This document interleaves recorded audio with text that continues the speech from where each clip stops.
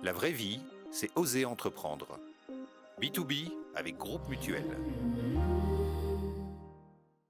B2B avec Business de Net Plus. Téléphonie fixe, mobile et Internet pour les professionnels. La proximité d'un réseau local. business.netplus.ch.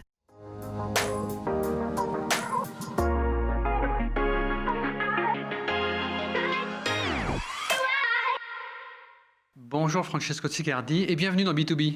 Merci de l'invitation. Avec plaisir, vous dirigez le groupe pharma tessinois Medacta. Vous êtes le second invité de ces B2B spéciaux au Genolier Innovation Hub à l'occasion du Healthcare Investors Meeting, un événement dont l'AGFI est partenaire. Avec vous, on va découvrir le marché des prothèses orthopédiques, c'est la spécialité de Medacta. Et comment un groupe familial parvient-il à se faire une place sur la scène mondiale avec plus de 600 millions de francs de chiffre d'affaires, plus de 2000 employés. Mais avant d'en savoir davantage sur Medacta, découvrons qui est notre invité, Francesco Siccardi. C'est la partie portrait.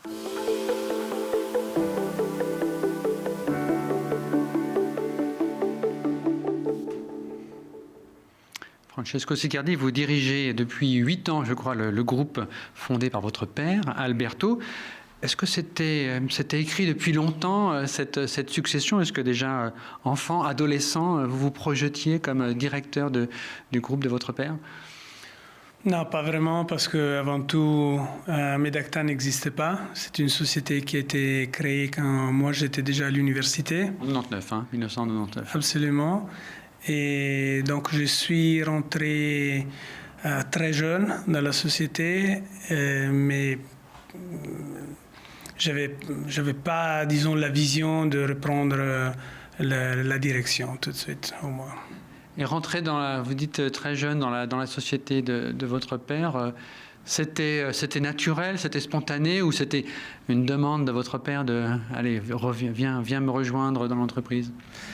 Oui, comme on disait, c'était une nouvelle société. Avant, ma famille avait une autre société beaucoup plus large que Medacta au départ. Et donc, notre idée, moi et mon père, c'était de faire une expérience ailleurs.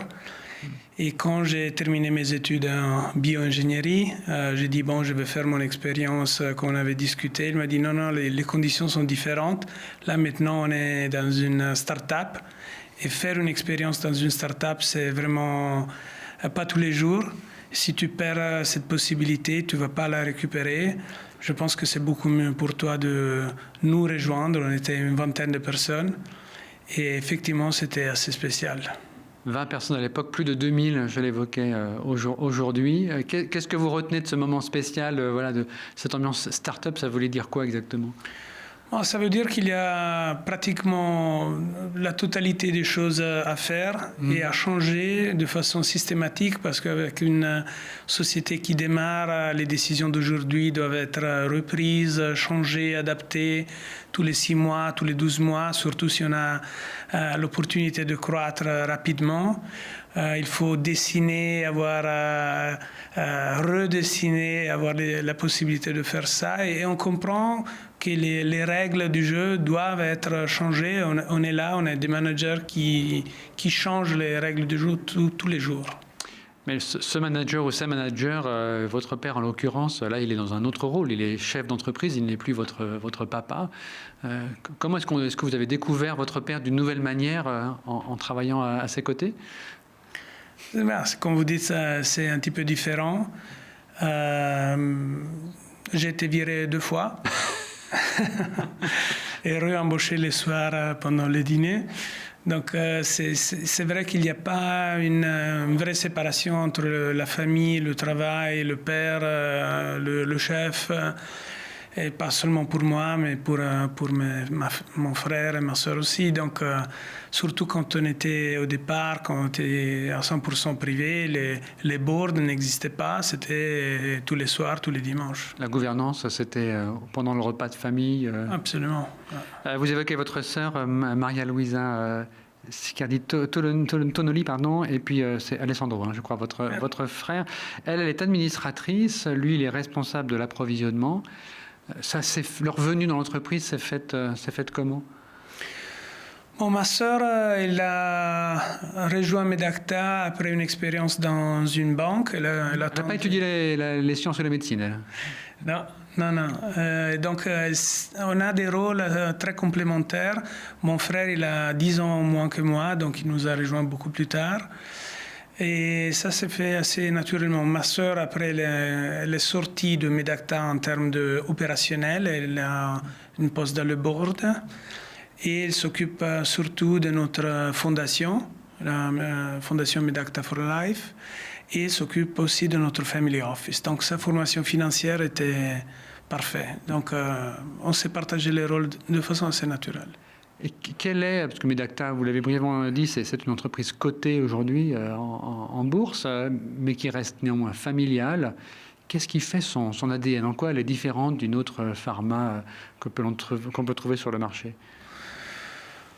Avant tout, on reste une société fortement familiale parce que 70% de la société reste dans la main de la famille, ce qui donne, je pense, une vision à moyen, à long terme, mais pas tous les quarters. Avant tout, en Suisse, on a la chance de ne pas avoir un reporting tous les quarters, mais tous les 6 mois. Déjà, ça change un peu. On est tous très investis, on connaît notre métier très bien, on donne une stabilité importante au management. Et ce n'est pas que la famille, parce qu'on a vraiment le noyau dur de la société qui est là depuis le départ. Il y a beaucoup de managers qui étaient mes copains à l'université. Et donc, on a vraiment fait une croissance en prenant beaucoup de managers jeunes qui pouvaient grandir avec la société. Et ça, c'était une des choses spéciales aussi pour garder le DNA de Medacta. Et en termes de contrôle d'actionnariat, donc la famille, elle est 70% pour elle, et c'est réparti également à part égale entre vous et votre frère et votre sœur et votre père, ou pas? Non, mon père a été très généreux. Il nous a donné une partie équivalente à nous, plus large que la sienne. Lui, il garde 10% et le reste s'est divisé entre nous, frères. Ça veut dire que c'était une responsabilité que vous étiez prêt à assumer, parce que voilà, c'est généreux, mais il faut ensuite s'assurer que l'entreprise fonctionne. Oui, il ne l'a pas fait tout de suite. Il l'a fait un petit peu plus tard, il y a presque 10 ans. Juste avant ce côté à la bourse, il avait décidé de faire ce passage. Et cela, c'était au même moment qu'il m'a donné la responsabilité opérationnelle de PDG. Votre groupe est actif dans à peu près 70 pays. J'imagine que vous vous déplacez beaucoup. Dans B2B, on reçoit les dirigeants d'entreprise. On est aussi curieux de savoir comment ils gardent la forme. Il faut rester toujours en alerte. Vous avez quels moyens pour vous ressourcer, recharger vos batteries? J'ai 4 enfants moi-même, donc je voyage beaucoup. Quel âge? La plus âgée, elle a 19 ans, 18, 16 et 12, le dernier, le plus petit. Et donc je cherche de passer un petit peu de temps avec eux. On fait du sport, on fait du ski et pendant l'hiver, la bicyclette, etc. Vous arrivez quand même à prendre ce temps avec eux? Il faut que je le dise à ma secrétaire de le mettre dans mon agenda. 4 enfants, ça veut dire dans une entreprise familiale que peut-être un jour, vous les voyez déjà venir. Certains sont encore un petit peu trop jeunes, mais ça va peut-être venir assez vite. Vous aimeriez en tout cas qu'ils vous rejoignent? Moi, je pense qu'on aime toujours que nos enfants soient heureux. Et donc, ça va être leur choix, pas la mienne. C'est clair que s'ils ont l'intérêt, les capacités surtout, bien entendu, seront les bienvenus. Mais il n'y a pas que mes enfants, il y a les enfants de mon frère, de ma sœur. Donc, pour nous aussi, aller nous coter à la bourse, c'était une obligation de mettre en place une gouvernance professionnelle. Et là, c'est fondamental pour, encore une fois, la vision à long terme. Et donc, chez les familles riches, c'est dans l'intérêt à long terme de l'entreprise. Ouais. Voilà, très bien. Mais précisément, cette entreprise, on va mieux la découvrir dans la partie entreprise.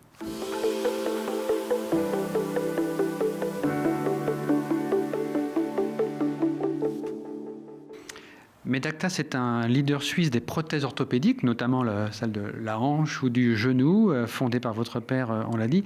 Il me semble qu'il était pharmacien de formation, et puis c'est en étant patient qu'il a eu l'idée de créer Medacta. Il s'était blessé, il avait eu un problème? Il avait eu un problème à la montagne et il a eu besoin lui-même de 2 prothèses de hanches. Son expérience était pas parfaite, disons comme ça. Il venait de vendre une autre société de famille qu'on avait gardée et développée pour 40 ans.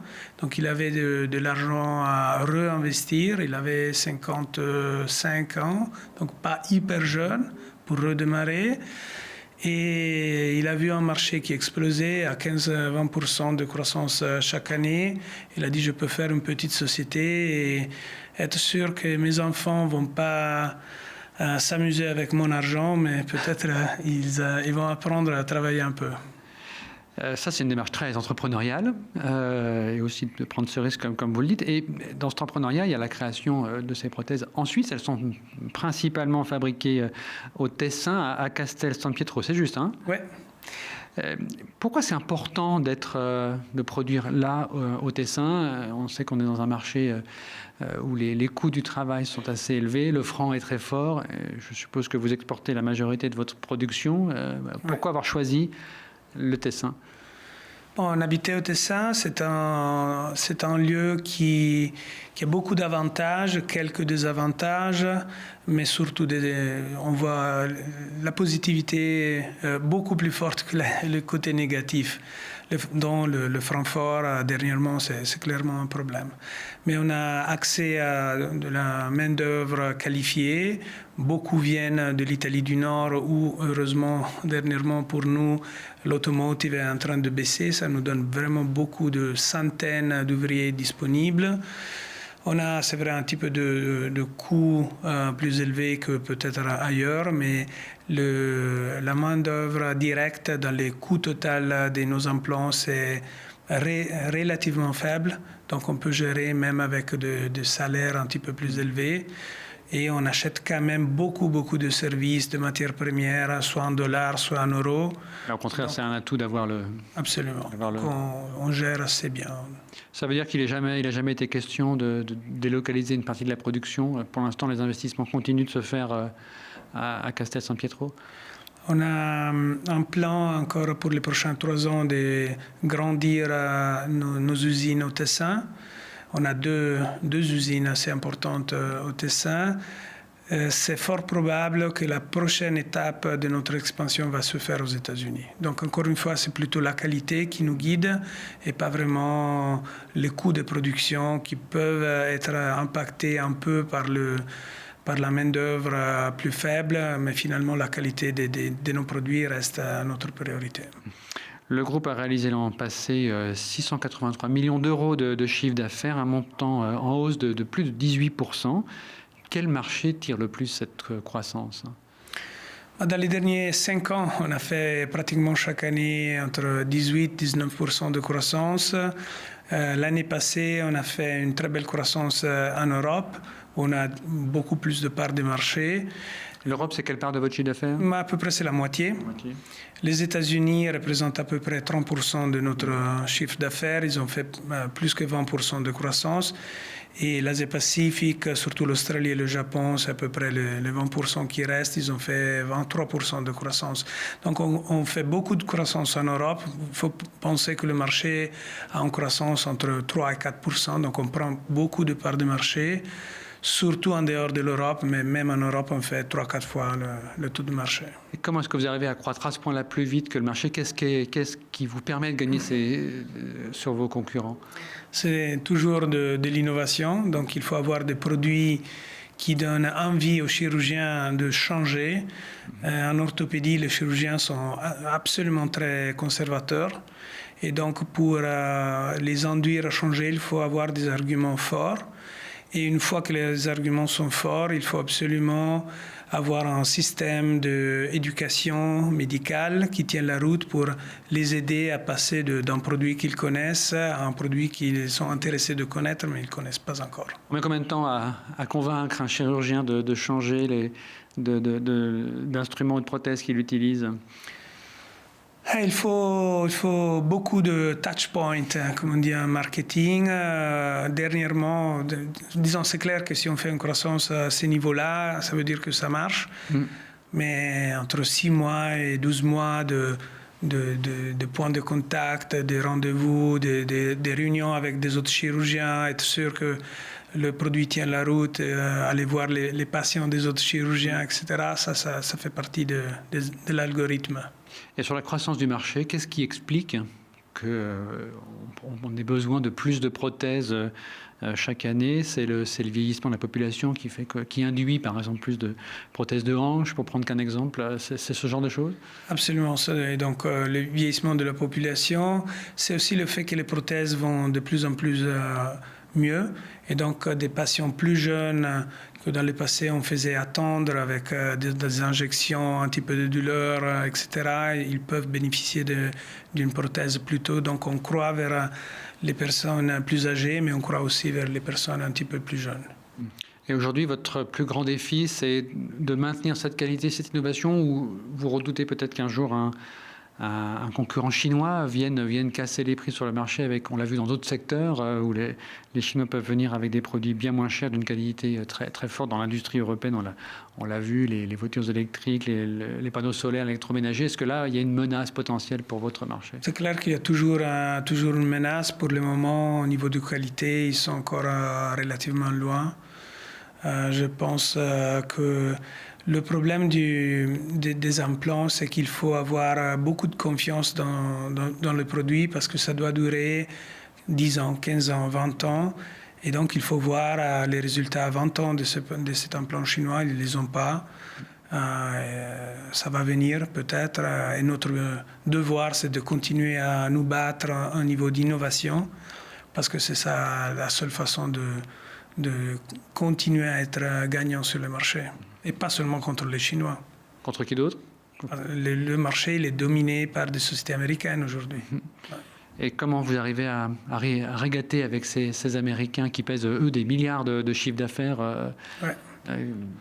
On continue à faire ce qu'on sait faire, c'est-à-dire parler avec des chirurgiens, identifier des besoins qui ne sont pas couverts, des possibilités de faire de l'innovation qui peuvent améliorer le service médical rendu et surtout de chercher de le faire sans faire monter les coûts de la santé. Ça, c'est quelque chose que souvent aux États-Unis, ils ne font pas. Nous, en Europe, on est tous les jours confrontés au coût de la santé qui montent et qui ne sont pas soutenables. Et ça nous aide beaucoup à faire des produits qui peuvent améliorer le service médical rendu à des coûts gérables. Vous mentionnez un point important, effectivement, le coût du système de santé qui augmente. On le voit avec les primes d'assurance maladie en Suisse chaque année. Mais vous dites que même si vous innovez, ça ne veut pas dire que les prothèses que vous allez commercialiser sont forcément beaucoup plus chères que les modèles précédents, c'est ça? Ça veut dire qu'à chaque fois qu'on fait des changements dans la quotidiennité d'un chirurgien, on fait un exemple très pratique. On a introduit il y a quelques années des techniques mini-invasives dans la hanche. On n'a pas changé l'implant, on a changé la façon de poser l'implant. Cela peut permettre à des cliniques de raccourcir de façon importante la durée moyenne de séjour. Cela sauve beaucoup d'argent sans toucher le prix de l'implant. Ça, c'est un exemple de comment on peut créer de la valeur ajoutée avec un produit qui tient la route, mais il y a beaucoup d'argent qu'on peut éviter de gaspiller dans des autres domaines. Et ce soin, cette attention accordée au coût, c'est relativement nouveau pour vous? Peut-être qu'il y a 10 ans en arrière, ce n'était pas une priorité? Ça, c'était toujours notre priorité depuis le départ. Lié à l'expérience de votre père qui était peut-être aussi déçu par rapport à ce qu'il avait payé pour ses... L'idée originelle de mon père reste très originelle. Et heureusement, après 20 ans, on a réussi à la réaliser. L'idée originelle de mon père, c'était de mettre à point des produits qui tenaient la route tellement bien en termes de qualité, de pouvoir donner une assurance aux malades ou à l'hôpital que s'il y avait un problème, c'était assuré par Medacta. Donc ça, c'est quelque chose qu'on est en train de faire aux États-Unis. C'est un programme qui s'appelle My Guarantee. Et c'est quelque chose dans lequel on croit beaucoup. Et c'est un autre exemple où on peut créer de la valeur ajoutée sans rajouter des coûts. Au contraire, peut-être en enlevant. On vous donne un bon produit avec un bon training pour les médecins et on rajoute une garantie parce qu'on est sûr de nos produits. Ça, c'est un exemple d'un produit très innovant sans rien à faire avec l'implant. Combien de temps dure cette garantie? Ça dépend du système de santé. Ça peut durer 90 jours, ça peut durer une année, ça peut durer un lifetime garantie. On a fait aussi aux États-Unis. Ça dépend du système et comment on veut exploiter cette garantie, par exemple. Vous évoquez le marché américain, vous l'avez aussi dit brièvement tout à l'heure, il y a une forte croissance, plus de 20% de croissance aux États-Unis pour vous. Vous avez aussi fait l'acquisition il y a à peu près une année d'une société, Parcus Medical, qui est basée en Floride. Pour vous, ce marché, il est prioritaire sur les États-Unis? Les États-Unis en général, c'est clair, c'est plus que 50% du total addressable market. Et donc, il faut jouer là-dedans, sinon on n'arrive pas à concurrencer les Américains. Donc, oui. Et comment l'administration Trump change-t-elle les règles du jeu? L'industrie pharma a été épargnée pour l'instant des taxes douanières, mais il y a une forte pression pour qu'elle baisse ses prix. Dans votre domaine des prothèses, quelle est l'attitude de l'administration de Donald Trump? Bon, ils ont mis des tarifs dans les medical devices aussi. Heureusement, nos produits, ils ne sont pas touchés par ces tarifs parce qu'il y a un protocole qui s'appelle le protocole de Nairobi qui élimine nos produits par rapport à ces tarifs. Après, il faut parce qu'ils sont d'une nécessité particulière, ils sont jugés prioritaires. Oui, ils sont destinés pour aider des patients avec un handicap. Ça, c'était le principe du Nairobi Protocol. Donc, pour le moment, on n'est pas touché, mais on ne sait jamais, comme vous dites, avec l'administration Trump. Au niveau des prix, on n'est pas touché non plus. C'est un système complètement différent par rapport au pharma. Nous, on est payé par les hôpitaux. Les hôpitaux sont payés par les assurances. Donc, c'est un système de DRG et c'est un petit peu différent. Ça veut dire que pour vous, la croissance de Medacta dans les 5 ans qui viennent, ce sera surtout aux États-Unis ou ça va rester quand même encore en Europe et en Asie? Non, disons, l'intérêt de comprendre le business model de Medacta, c'est que Medacta a aujourd'hui, dans les domaines les plus importants, hanches, genoux, 80% de notre chiffre d'affaires, entre 3 et 4% du marché mondial. Donc, on a encore beaucoup de possibilités de croître aux États-Unis, c'est clair, mais aussi en Europe et aussi en Asie-Pacifique, dans l'Asie-Pacifique. Et on a encore beaucoup de possibilités de croître dans les autres domaines qui sont beaucoup plus petits, dans le rachis, dans l'épaule, dans la médecine du sport. Donc, il y a... Et si on se projette sur les 5 à 10 ans qui viennent, il y a ces perspectives de croissance, mais vous les envisagez toujours de manière indépendante, le groupe familial, ou bien, on a brièvement évoqué les groupes américains, il y a Stryker, Johnson & Johnson, Zimmer, Biomet qui sont aussi là. Est-ce que vous pourriez vous associer un jour avec eux ou non? L'idée, c'est vraiment de rester indépendant. Non, disons, pour moi, s'associer à une des sociétés comme ça veut dire vendre la société et terminer notre histoire. Donc nous, on a sûrement une vision de continuer à pouvoir prendre part des marchés de façon organique. Mm-hmm. Et si jamais, c'est Medacta qui va peut-être racheter quelques sociétés à droite à gauche pour accélérer si on voit l'opportunité, comme on l'a fait. Comme Parcus Medical l'an dernier. Ouais. Mais on verra aussi si vos enfants rejoignent un jour le groupe. Merci beaucoup, Francesco Siccardi, d'être venu dans B2B. On a presque fini avec vous, mais avant, bien sûr, il vous reste à répondre à notre questionnaire de Proust.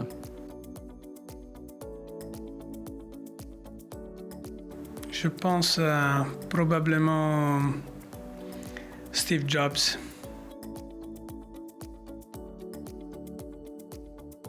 L'impatience.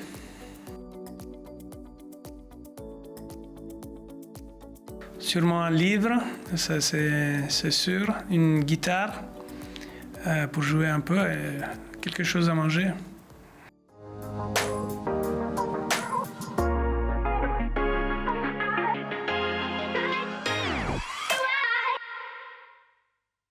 B2B avec Business de Net Plus. Téléphonie fixe, mobile et Internet pour les professionnels. La proximité d'un réseau local. business.netplus.ch. La vraie vie, c'est oser entreprendre. B2B avec Groupe Mutuel.